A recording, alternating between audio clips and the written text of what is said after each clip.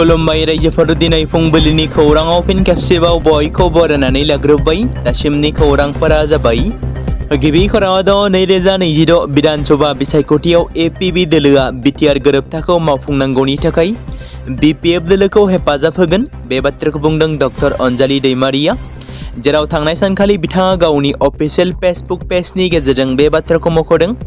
मख'जाथावदि थांनाय BTC assembly बिसायख'थियाव मैखोमै बाहागो लानाय डक्टर अनजालि दैमारिनि मैखोमै दैदेननायाव जोनोम मोननाय एपिबि पार्टी थामहिनबा अल्टारनेटिभ पार्टी अफ बड'लेण्डआ बे समाव बिटिआर एकर्डखौ मावफुंनो थाखाय आबुङै मदद खालामगोन बिटिसि खुंथायाव थानाय बिपिएफ पार्टीजों।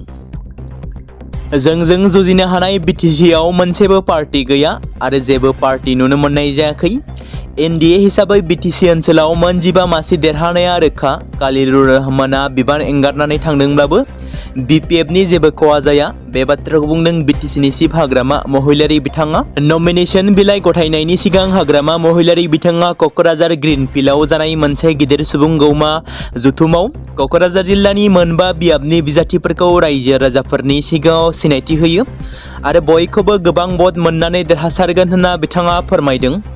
आरोबाव बिथाङा ओरैबायदि बुंदों दि बिपिएफआ बिटिसिनि मोन 11 मासियाव बिजाथि होदों, जाय सुबुंफोरा सुबुंफोरनि मिजिं लुबैनायखौ जाफुंहोनो हायो आरो बिसोरजों जयै खामानि मावनो हायो, बिथांमोनासो बिजाथिलाय होनाय जादों। बेबादिनो 4 नं बावखुंग्रि बियाबाव जों क'ज राजबंसि हारिनि लाइमोन दैदेनगिरि रुपम रयनि मुं थिसनदों आरो 5 नं पर्बतजरा बियाबाव मुस्लिम धोरोमनि डक्टर रेजाउल करिमखौ बिजाथि महरै होनाय जादों। बिसोर सानैबो क'ज राजबंसि आरो मुस्लिम जानानैब्लाबो गासैबो हारिनि सुबुंफोरजों जयै खामानि मावबोगासिनो दं। बिपिएफ दोलोनि थांखियानो जाबाय बिटिसि ओनसोलनि गासै हारि माहारिनि जौगानायखौ हाबा मावनाय। फिन आरोबाव गिख्रंथाव बिरखं जाब्रबथाय। गोबां समफोरावनो गिख्रंथावै प्लेन जाब्रबथाय जानाय जाथायफोरखौ खोनानो मोनबाय थायो। बेबायदिनो आरोबाव कलम्बियायाव मोनसे गिख्रंथाव बिरखंनि जाब्रबथाय जादों। बे बाराव मिलिटारि प्लेनआ एबा जाय प्लेनआव सा 114 पेसेन्जार आरो सा 11 क्रू मेम्बारफोर दंमोन।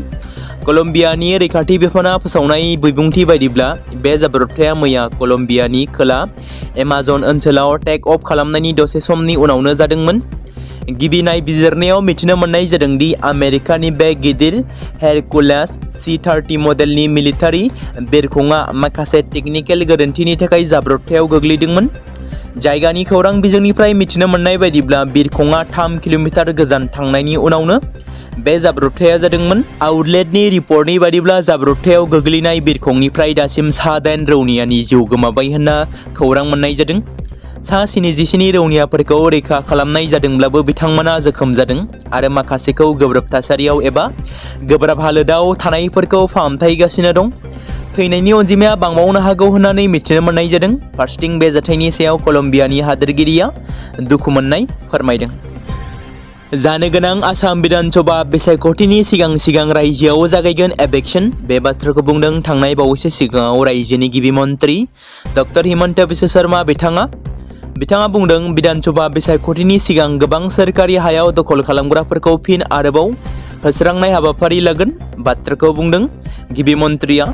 बे बाथ्राखौ मख'नो गोनांदि थांनाय माखासे दान सिगांनिफ्रायनो आसामनि गोबां जिल्लाफोराव गोबां आयेन बेरेखायै हा दखल खालामनानै थाग्रा माइनरिटि हारिनि सुबुंफोरखौ एविक्शन खालामदों आरो सोरखारि हाखौ दखल खालामग्राफोरनिफ्राय उदां लाबोनो हादों। बेबादिनो फिन आरोबाव आसामाव एविक्शन खालामगोन। मख'जाथावदि फैबाय थानाय समफोराव बिटिसिआवबो एविक्शन खालामगोन नामा? बेयो मोनसे गेदेर सोंथि, मानोना बिटिसिआव बर' एबा ट्राइबेलनि अनगायै गोबां माइनरिटि हारिफोरा दाब दाब जायगायाव हा दखल खालामनानै दं। मैया जानो गोनां आसाम बिधानसभा बिसायख'थिनि नमिनेशन बिलाइ गथायनाया जोबथा सानमोन। मैयानि सानावनो रायजोनि गोबां गुबुन गुबुन रिजनेल पार्टी आरो नेशनेल पार्टीनिफ्राय नमिनेशन बिलाइखौ गथायदोंमोन। बेबायदिनो बिजेपि दोलोनि बिजाथि रुपाली लान्टासाया हाफ्लं बियाबनिफ्राय बिजाथिलाइखौ गथायदों। फैगासिनो थानाय आसाम बिधानसभा बिसायख'थि 2026 हाफ्लं एसटि बिधानसभा बियाबाव बिजेपि दोलोआ गोख्रोङै साखाफारा जादों। बे बिथिङाव बिजेपि दोलोनि बिजाथि रुपाली लांटासाया गावनि नमिनेशन बिलाइखौ मैया गथायबाय। सुलुंनिफ्राय मिथिनो मोननाय बायदिब्ला बिथाङा फुङाव दोलोनि मावथि आरो हेफाजाबगिरिफोरखौ लानानै मोनसे गिदिर हानजा सुरनानै हाफ्लं जिल्ला कमिशनारनि मावख'सिम थांनानै नेमखान्थि बायदियै रिटार्निं अफिसारनो गावनि नमिनेशन बिलाइखौ गथायो। बे हाबाफारियाव बिजेपि दोलोनि जिल्ला आरो हादोरसा आफादफोरनि गोबां गागि दैदेनगिरिफ्राबो नुजाथिदों होनना मिथिनो मोननाय जादों। बेबादिनो फैगौ 9 एप्रिलाव जानो गोनां आसाम बिधानसभा बिसायख'थियाव बाहागो लानो थाखाय मैयानि जोबथा बिजाथिलाइ गथायनाय सानाव बिटिसिनि गोबां केन्डिडेट्सफोराबो गावसोरनि जिल्ला मावख'आव रिटार्निं अफिसारनो बिजाथि गथायदों एबा नमिनेशन बिलाइखौ गथायबाय। जेरै 4 नं बावखुंग्रि बिधानसभा बियाबनि इउपिपिएल दोलोनि बिजाथि प्रतिभा ब्रह्मआबो गावनि बिजाथिलाइ एबा नमिनेशनखौ गथायबाय। 20 नं बिजनी बिधानसभा बियाबावबो बिसायख'थि गेलेनो जिएसपि दोलोनि गाहाय बारग' एमपि नवकुमार सरनियाबो गथायबाय। बावखुंग्रि बिधानसभा बियाबाव कंग्रेसनि बिजाथि सेपाली मारागाबो गावनि बिजाथिलाइखौ गथायबाय। उदां बिजाथि राजीव ब्रह्म बिथाङाबो बावखुंग्रि बिधानसभा बियाबनि थाखाय नमिनेशनखौ गथायबाय। 41 नं मानास एलएसियाव इउपिपिएलनि बिजाथि जोंस्रां ब्रह्म एबा फैलाजे बरगयारियाबो गावनि बिजाथिलाइखौ गथायबाय। दतमा बिधानसभा बियाब बिपिएफ दोलोनिफ्राय बिजाथि महरै बिटिसिनि इएम रबिराम नार्जारियाबो गावनि बिजाथिलाइखौ गथायबाय। बिटिसिनि चिफ हाग्रामा महिलारिनि अनजालि बिसि सेवली महिलारियाबो क'क्राझार एलएसियाव बिपिएफ हान्जानिफ्राय बिजाथि महरै गावनि बिजाथिलाइखौ गथायबाय। बेबादिनो बिटिसिजों लोगोसे आसामनि गोबां बिजाथिफ्रा गावसोरनि नमिनेशन बिलाइखौ गथायबाय। बिपिएफनि लाइमोनफोरनो 2 लाख रां होनायखौ लानानै गोख्रों बिबुंथि होदों एम अख्रां बर'आ। बिपिएफ सोरखारा लाइमोनफोरनि खोथा बुंदों नाथाय जेबो रोखोमनि खामानिखौ मावनो हायाखै। बेफोर बाथ्राखौ बुंदों एम अख्रां बर'आ। बिटिसि सोरखारा लाइमोनफोरनो होनाय 2 लाख रांखौ माबोरै मोनो, बेनि फर्मखौ बहा मोनो ना अनलाइन जायो, गोख्रों सोंथि खालामदों। बेनि सायाव एम अख्रां बर'आ लाइमोनफोरनि दैदेनगिरि होननानै बिक्रम कास्टम प्रहलाद रिन्जय बिसोरो माबादियै दैदेनलांनो सानदों। रिन्जय बर'आ गावखौ लाइमोन दैदेनगिरि बुङो नाथाय माबोरै 5 दाननि गेजेरावनो एसेबां लाख रांनि गारि बायनो हाखो। साफा सानै लाइमोनफोरनो 2 लाख रां होनायखौबो 1,50,000 रांखौनो लांफिनदों आरो बिपिएफनि सोद्रोमाफोरा नखरसेयावनो 7 सुबुंफोरा बे रांखौ लादों होनना एम अख्रां बर'आ बुंदों। आरोबाव गंनै भारतारि फिरफिला गोनां एलपिजि टेंकारफोरा गल्फ हादोरनिफ्राय दावबायनायखौ जागायदों आरो भारतनि जाहाज गाथोनसिम सहैनायनि सिगां दावहाजों मोगा-मोगि जानांनाय इरानाव थांग्रा स्ट्रेट अफ हर्मुजखौ बारनायनि आसा दं। शिप ट्रेकिं डाटानिफ्राय मिथिनो मोननाय जादों। एलपिजि टेंकार फाइन गेस आरो जग वसन्तआ समबारनि सानजौफु समाव गावजों गाव साखाथिजों दावबायगासिनो दंमोन। इराननि लाराक आरो केस्म' दिपफोरनि गेजेराव थानाय दैनि खाथियाव दंमोन। जानो हागौ स्ट्रेट बारनायनि सिगां इराननि बिबानगिरिफोरनो गावसोरनि सिनायथिखौ रोखा खालामनो थाखाय थियारि। बे मोननै जाहाजा मोन 22 भारतारि फिरफिला गोनां जाहाजफोरनि गेजेराव दंमोन, जाय गेजेर सानजायाव दावहानि उनाव गल्फआव थाबथानानै दंमोन। इरान आरो अमाननि गेजेराव थानाय गुसेब दै लामा, जाय थाव आरो गेस दिहुनग्रा गल्फ हादोरफोरखौ बुहुमनि गुबुन हादोरफोरजों एबा बाहागोफोरजों फोनांजाबो, हर्मुज स्ट्रेटखौ फ्राय बन्द खालामदोंमोन। शिप ट्रेकिं डाटानिफ्राय मिथिनो मोनोदि गंनै जाहाजा भारतनि जाहाज गाथोनफोराव थांनायनि सिगां समबारखालि स्ट्रेटखौ बारनो हागोन होननानै साननाय जादोंमोन। बेनि सिगां एमटी शिवालिक आरो एमटी नन्दा देवीआ 92,712 टन एलपिजि लानानै सानसेनि थाखाय हादोरनि ओंखाम संग्रा गेसखौबो लानानै रैखाथियै भारतआव सफैदोंमोन। हादोरनि मोनबा हादोरसाफोराव बिधानसभानि बिसायख'थिनि साना थाबैनो खाथिसिनाव सफैगासिनो दं। फारसेथिं बिसायख'थि आय'गआ बेफोर हादोरसाफोरनि बिसायख'थिनि खालारफोरखौ फोसावनानै होनायनि उनाव एबा बिसायख'थिनि दुंहाव समाव गोबां आयेन बेरेखा हाबा मावनाय, गोबां बेरेखा हाबा मावग्रा खौरां मोननाय जादों। बेबायदिनो माखासे सुबुंफोरा गोबां बिबांनि नोगोद रांजों भट होनायखौ गोहोम खोख्लैनो नाजादों। बेफोरबादि जाथायफोरखौ खोबथानो थाखाय सोनाब बेंगलनि पुलिसआ गोख्रों नाजागासिनो दं। मख'नो गोनांदि सोनाब बेंगलाव मोन 294 एलएसियाव बिसायख'थिया खुंजागोन, जेराव सोनाब बेंगलाव बिधानसभानि भट होनाया 23 एप्रिल आरो 29 एप्रिल 2026 खालाराव मोननै खोन्दोआव खुंजागोन। बेनि उनाव 4 मे 2026 आव बिसायख'थिनि फिथाइखौ फोसावनाय जागोन। बेबादिनो गासै मोनबा रायजोआवबो बे 4 मे 2026 खालारावनो एखेयैनो फोसावनाय जागोन भटनि फिथाइखौ। बेबादि समावनो बिसायख'थिनि सिगांनो वेस्ट बेंगल रायजोनि मोननै जायगायाव पुलिसा सिग्रोमनाय समाव गोबां लाख रां जब्द खालामनाय जादों। बे नोगोद रांखौ खोला 24 परगना आरो आलिपुरदुवार जिल्लानिफ्राय जब्द खालामनाय जादों। हादोरारि खौरां बिजोंनिफ्राय मिथिनो मोननाय बायदिब्ला पुलिसा खोला 24 परगना जिल्लानि बरुवापुरनि जयतला ओनसोलाव सम सम अपारेशन खालामो। बेबादिनो आरोबाव अपारेशन खालामनाय बायदियैनो सिग्रोमनाय समाव पुलिसा सासे मटर साइकेलजों फैनाय सुबुंखौ सन्देह खालामदोंमोन आरो बेनि उनाव जेब्ला पुलिसा बाइक सालायगिरिखौ लाखिनानै सोङो आरो नायबिजिरदोंमोन अब्ला बेनिफ्राय 9 लाख रांनि नोगोद रां जब्द खालामो। हमजानाय बाइक सालायगिरिया कुराली फारसे थांगासिनो दंमोन। मख'नो गोनांदि आलिपुरदुवार जिल्ला पुलिसा खौरां मोनदोंमोन दि सासे बिसि फिसाया चौपाटी सारियालियाव थानाय गंसे हटेलाव दंमोन आरो बिसोरनाव गोबां बिबांनि नोगोद रां दंमोन। बे जराया आसामनि चिरां जिल्लानि थागिबि होनना मिथिनो मोननाय जादों। आसाम बिधानसभा बिसायख'थिनि बारहुंखा दासान्दि नुनो मोनदों। बिटिसिनि राजखान्थि दोलोफोरनि गेजेराव सोलायसोल' दोलो एंगारनाय, गुबुन दोलोआव हाबनाय, गावनि दोलोनिफ्राय एंगारनाय, रिजाइनेसन होनाय बायदिखौ नुनो मोनबाय थादों बिपिएफ, इउपिपिएल आरो बिजेपि पार्टिनि गेजेराव। बेबादिनो इउपिपिएलनि मोनसे गेदेर खहा, इउपिपिएलनि लेङाइ आफादगिरि बारग' एमएलए हितेश बसुमतारीया फिन आरोबाव इउपिपिएल पार्टिनिफ्राय दोलो एंगारबाय। थांनाय बावैसो सिगांनिफ्रायनो इउपिपिएल पार्टिनिफ्राय गोबांथार दोलो एंगारनायखौ नुनो मोनदोंमोन। बेबादिनो इउपिपिएल दोलोनि गाहाय नेहाथारि राजकुमार नार्जारीसिम दोलो एंगारनायनि रेजिगनेसन बिलाइखौ दैथायहरबाय बारग' एमएलए हितेश बसुमतारीया। Chirang district agricultural trading and allied cooperative society लिमिटेडनि बाख्नायजाथाव खामानि। बावैसो सान सिगां गोबां अखा हानायनि जाहोनाव बेंटल बाजारनि गाहाय हान्थामेला खालामग्रा लामाया गोथौ जानानै गारि खारनो गोबां जेंनाजों मोगा-मोगि जानांगौ जादोंमोन। बे थासारिखौ नोजोर बोनानै एमसिसि नांदोंब्लाबो लामाफोरा थांलाय फैलायनि थाखाय मोजां जानांगौखौ नोजोर बोनानै गावजों गाव एसे एनै रां खांलायनानै Chirang district agricultural trading and allied cooperative society लिमिटेडआ बे हाबाखौ सेन्ड ग्रेभेलजों खोनानै होदों। सेन्ड ग्रेभेलजों खोखांनायनि उनाव Chirang district agricultural trading and allied cooperative society लिमिटेडनि आफादगिरि ब्रिटेन इस्लारि बिथाङा गोबांथार बाथ्रा बुंथिदों। बलिउड सावथुन दुरान्दार दा रिभेन्जआ मुलुगनाङैनो रिलिज जाखांनायनि उनाव इन्डियान बक्स अफिसाव सुनामि लाबोदों। रिलिज जानायनि उननिफ्रायनो गोबां सावथुन नायगिरिफोरजों अनसायजादों आरो गोबां रायजोनि सिनेमा हलाव दासिमबो फुल हाउस जानायखौ नुनो मोनदों।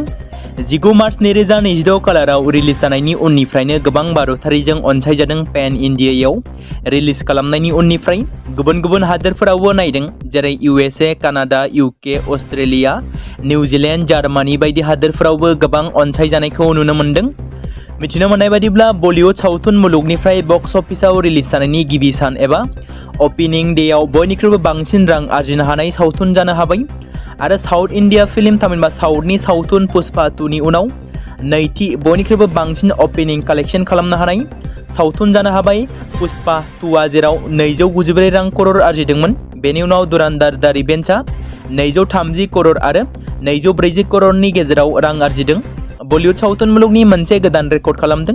मख'जाथावदि थांनाय 2025 मायथाइयाव गिबियाव दुरान्दार पार्ट 1आ गोबां सावथुन नायगिरिफोरजों हानायमानि अनसायजादोंमोन, जाय सावथुना बक्स अफिसाव 1349 करोड़निफ्राय लानानै 1428 करोड़नि गेजेराव रां आरजिदोंमोन आरो बेबादि रां आरजिनो हानानै बलिउडनि नैथि बयनिख्रुइबो बांसिन रां आरजिनो हानाय सावथुन जानो हादोंमोन। मख'जाथावदि आदित्य दारजों दिथा होजानाय आरो रणबीर सिंहनि गाहाय फाव खालामनायाव फिन आरोबाव नैथि खोन्दोआ थामहिनबा दुरान्दार दा रिभेन्जआ 19 मार्च खालाराव रिलिज जानायनि उननिफ्रायनो दासिम गोबांथार रां आरजिदों आरो दासिम सानबानि गेजेरावनो 825 करोड़नि बारा रां आरजिदों। जाय सावथुनाव गाहायै फाव खालामदों रणबीर सिंह, थामहिनबा फावखुंगुर रणबीर सिंह, सारा अर्जुन, सन्जय दत्त, अर्जुन रामपाल आरो माधवन राकेश बेदी बिथांमोना। थांनाय बिटिसि एसेम्बलि बिसायख'थियाव बाहागो लानाय एपिबि पार्टिया दिनैनि दिनाव मानो सिरि? बे सोंलुआ जाखांदों रायजो राजाफोरनि गोसोआव आरो दासान्दि समाजारि बिजोङाव सावरायजादों। अल्टारनेटिभ पार्टिया बड'लेण्डआ थैबाय नामा होनना। दिनैनि दिनाव बहा गोमाना थाखो बायदि बायदि सोंलु। मख'नो गोनांदि रन्जन दैमारिनि आंगो बिनानाव डक्टर अनजालि दैमारिनि दैदेननायाव बिथांनि मैखोम नाजानायाव जोनोम मोननाय एपिबि राजखान्थि हान्जा थामहिनबा अल्टारनेटिभ पार्टि अफ बड'लेण्डखौ जानो हागौ बयबो मिथिगौ।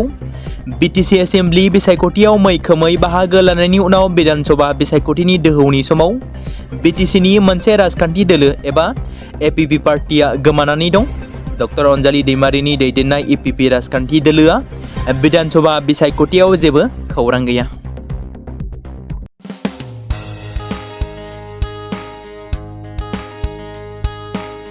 बे समाव मोनसे गोजोनथाव खौरां बिटिसि हालामनि रायजो राजाफोरनि थाखाय मोनसे गोनां फोसावथाय।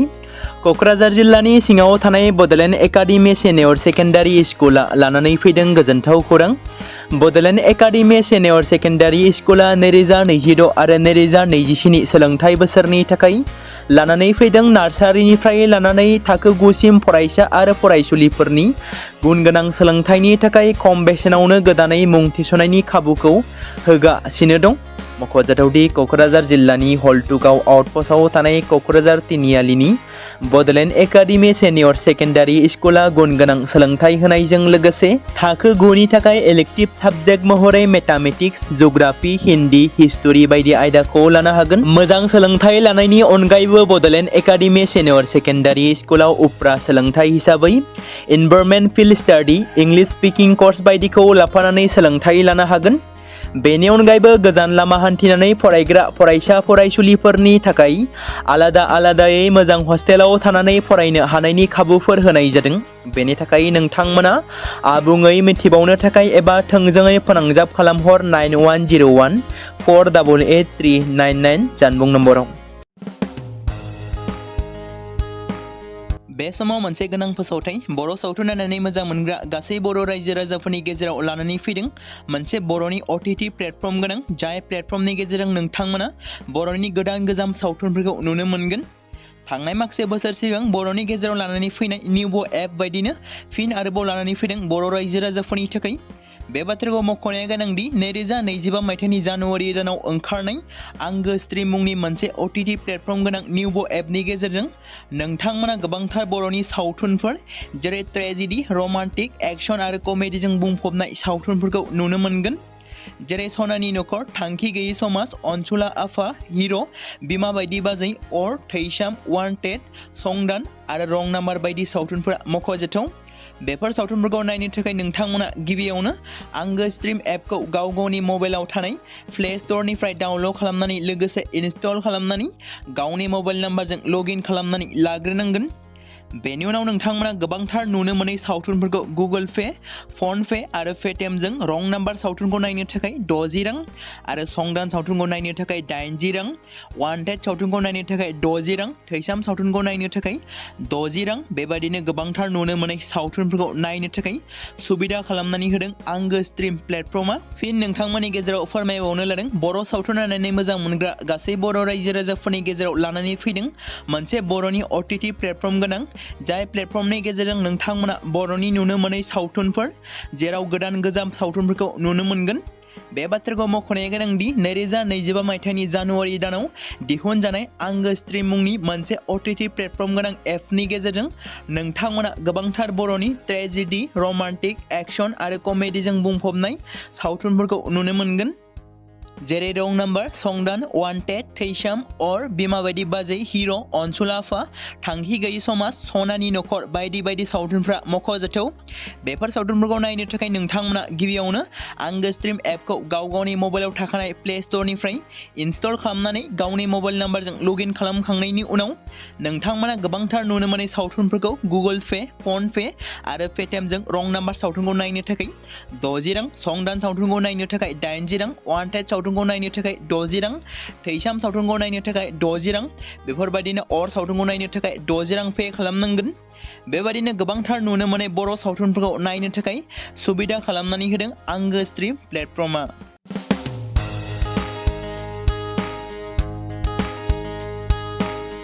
बे समाव मोनसे गोजोनथाव खौरां बिटिसि हालामनि रायजो राजाफोरनि थाखाय मोनसे गोनां फोसावथाय।